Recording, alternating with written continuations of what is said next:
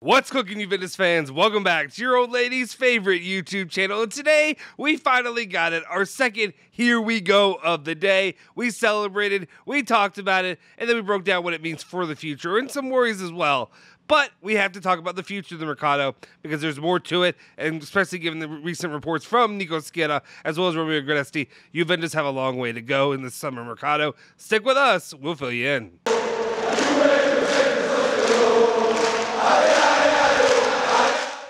Ciao ragazzi, welcome back to the Bianconeri Zone. My name is Justin Sofro. Today, it's Monday, June 27, 2022, and of course I got your latest rundown of all things Juventus, all the news you hear about each and every day. Before we get into it though, make sure you smash that like button. Like I said, feed the algo gods, do that for me right now. Get us to 100 likes on this video. Come on, let's get that like up.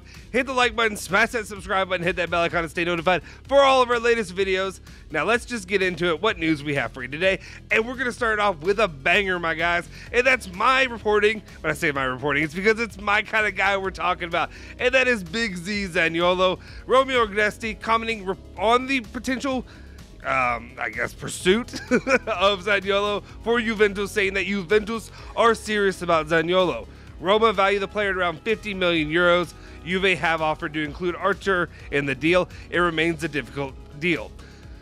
Setting up deal on a loan with an obligation, though, is an idea Juve is thinking about due to the costs, not only difficult to realize at the moment. I think this is the next big move that Juventus are going to end up making, okay, here's the thing. Cambiaso, we're not talking about him like a big move, right? Let's calm that down. And regardless of what you think about this when it comes to Zaniolo, you may not want it, you may be hyped over it. There's actually, I've been surprised at the return we've had here on the channel of most of you guys that have actually responded pretty positively to the pursuit of Zaniolo. It's actually more, I would honestly go out there and say, and this isn't just me because I'm biased, and I know I am biased, but when you look at the demographics, I would say that we had more pro Zaniolo guys than we are the hating squad, the play hate his ball, if you will.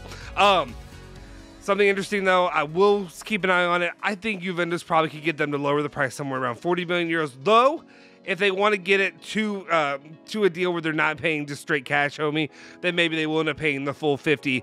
I've seen the number 60 floated out there as well, which is absolutely preposterous. Juventus do not need to be paying 60 million euros for Zaniolo. You're getting swindled then if you do. Plus, right now, the situation going on with Roma does not look good. It looks like there's some kind of discontent when it comes to the player, the club, and the coach. They don't seem to be getting along. They don't seem to be headed toward even considering the idea of a renewal right now.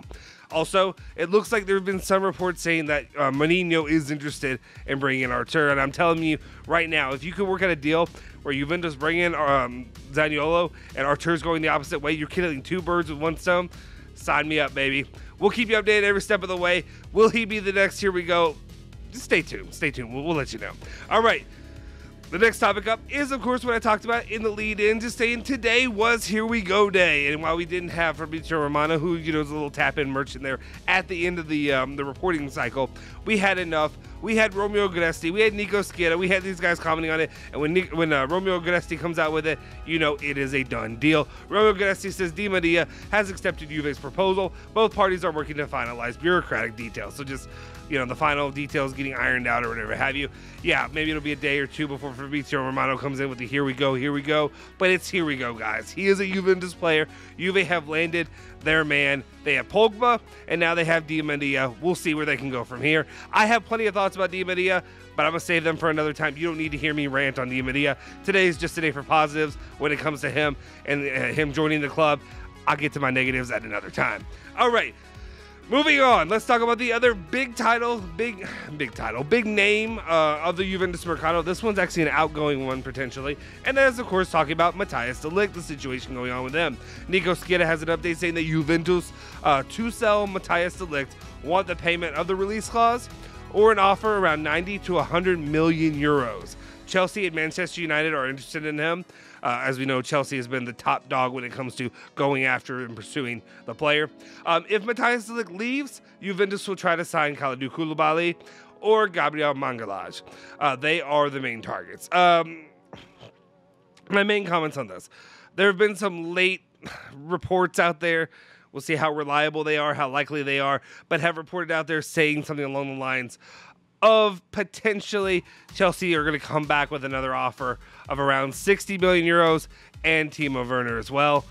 Will that be enough for them to agree to it? I still would say, nah, stick to straight cash. Straight cash, homie. That's what we say. We live on this channel. When you think me, when you think De Ligt, we say straight cash, homie, right? There we go. That's about as washed. That's probably a very washed comment, but I'm washed, so it's what happens. All right.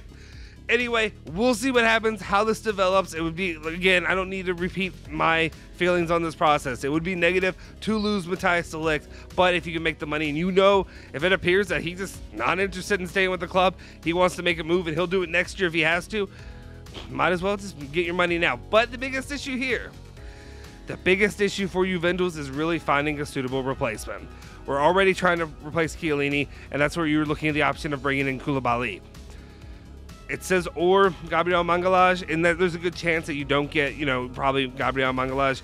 But if you get Koulibaly and you go after him and you pursue him and you land him, you still got to find one more guy. Is it Bajashile? Is it one of the other names we talked about on the channel?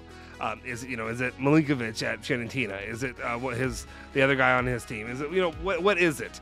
Because no matter what, if you lose, that's just a massive, massive void to fill for Juventus, and it's something that I do worry about. I definitely am worried about that this coming season, losing out on De Ligt, and then you got a lot of firepower coming in, but you got to hope somebody can stop the other team from scoring at some point, especially when you got Alexandro out there in the back, because he's still going to be around. And Rugani holding up the back line. Is that what Juventus really need? I talk about a change of pace from losing Chiellini and Bonucci. Well, not Bonucci. Bonucci's still there, but he's not the Bonucci that he is with Chiellini. We'll see what happens there. Keep an eye on that. Let's move it on to the next topic of the day. And that's Nico Skidda kind of teasing a little bit of excitement out there for the club, saying that Juventus, after Pogba and Di Maria, are working on 3 more big signings. Bernardi is not a big signing. That was actually on Twitter. He kind of responded to somebody. Somebody was asking, well, does Bernardi fall under that? And he was like, no, bro. He does not fall under that. If you want to ask me to break it down, it could go which way, right? But I think the more realistic idea when it comes to the 3 big signings, so you got, obviously, these 2 don't count Pogba, Di Maria. I say Zaniolo, big Z, if you will. I think the next one would be Koulibaly. That would be another really big signing for the club. They're bringing Koulibaly and Zaniolo alongside Di Maria, alongside Pogba. That's a solid signing class. And then you're looking at one more big signing. It's not Cambiaso. They can sign Cambiaso. It's not a big one. But who is that last guy? Could it be another midfielder? Could it be another defender? I think I would hope it would be a defender, if we're being honest. At that point, you have Koulibaly in that situation, but you still need one more guy. Your guess is as good as mine. Would Jorginho count again if there was a deal that comes down with Matthijs De Ligt? I don't think he counts as a big signing though, to me even. And I am a Italian shill, though I have my negative feelings on Jorginho, given the way that he ruined my World Cup dreams. Basically, it's mostly on his fault. It's a couple of those penalties that he missed that otherwise we'd be celebrating this coming winter. I don't know. I'll be honest, I don't know that last signing. That last one eludes me a little bit. We've talked about plenty on the channel, but who would I consider a big deal? Let me know your thought. Who would be that third signing, or do you think it's different? Do you think it's not Zaniolo? Do you think it's not Koulibaly? Let me know in the comment section down below. Who do you think those 3 big signings that Juve will get? I would love to see it be Udogie or something like that. I just don't know if Udogie even counts as a big signing. It's big, exciting for us, but I don't know if it's a big signing. All right, let me know in the comment section down below. All right, let's continue on. Second to last news story of the day, we talk about some of the money that Juventus are going to be trying to be making in the current Mercado right now with sales that they're trying to do. So Corriere dello Sport is reporting saying that they're trying to get about 80 million euros is what they hope to make in this Mercado with all the sales they're going to be doing. First, you got Rabiot, who I still think probably 15 is maybe what you may have to settle with, but they're hoping to get 20 million euros from the sale of the French player. You're looking at Manchester United, teams like that have been definitely interested in him. Rovella is another one. We know that there's a lot of hype around him. You look at Roma, you look at Napoli, places like this that are definitely interested in the young Italian player. That's one way they can make money. Luca Pellegrini at about 12 million euros. I honestly think you could maybe make a little bit more than 12 million euros off of Luca Pellegrini, especially if you are selling to the idea of a Fulham, West Ham, whatever, something like that, out in England. Sorry, apologies for the brain fart right there. But definitely keep an eye on something like that. And then you go to Mandragora. I don't know, I can't get that one out there. 10 million euros. I think they already agreed upon that. Bernardi, and Zanamaki as well. So definitely something to keep an eye on how that really falls out for Juventus. And then the final bit of news today, talking about Luca Pellegrini, kind of what I've already hinted at to the sports, saying that Fulham and West Ham are moving for Luca Pellegrini. Juventus hope a deal can be found soon so they can close the transfer of Cambiaso. So there's something to keep an eye on. Like I said, still, Cambiaso to me is not a big signing. It's a small signing.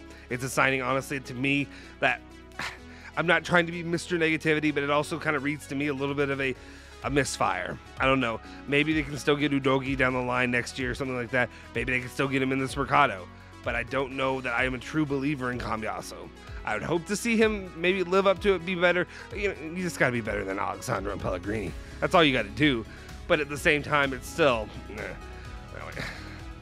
it's also not Emerson Palmieri, so we'll leave it at that, right, guys? All right, we'll see what happens. This is an era of good feelings, though. We'll say that. It's some good positivity coming into the club today. It's not all negative. I know people like to call us the Bianca negative zone. I call us that. I made that up. But there's a lot of people who say that the Bianca negative zone is negative. Today, it's not that negative. To me, it's all positivity. You're finally getting Di Maria, though I am fed up with Di Maria.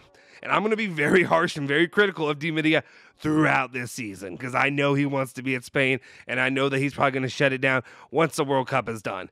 I'm going to be critical, but it is positive that they ended up getting the deal done. You got 2 free players, and now you can move on and really focus in on buying and selling in this Mercado. So we'll leave you there. Let me know your thoughts in the comment section down below. Hit that subscribe button, hit that like button, hit the bell icon, all the good stuff to make sure you stay up to date with all the videos, all the latest stuff that we have here on the channel. If you haven't already, make sure you follow me at Justin Sofero on Twitter, as well as make sure you follow Bianconeri Zone at Bianconeri Zone, Twitter, Instagram, Facebook, all that good stuff. I'll see you guys next time. Forza Juve, Forza Bianconeri.